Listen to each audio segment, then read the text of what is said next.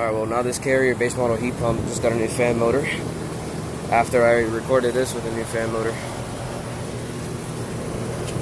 The compressor's quiet, and it's actually running. Well, I don't know if the compressor's running, but it's actually really quiet. That little wire is like floating around the fan motor. It's a Packland fan motor. That's ice cold.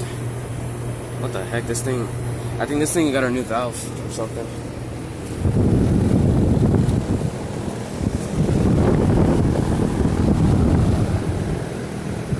I don't know about this unit, but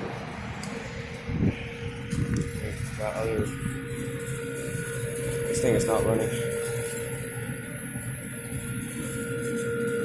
Alright, well, thanks for watching, guys. I hope you enjoyed the video. This unit got a new fan motor already.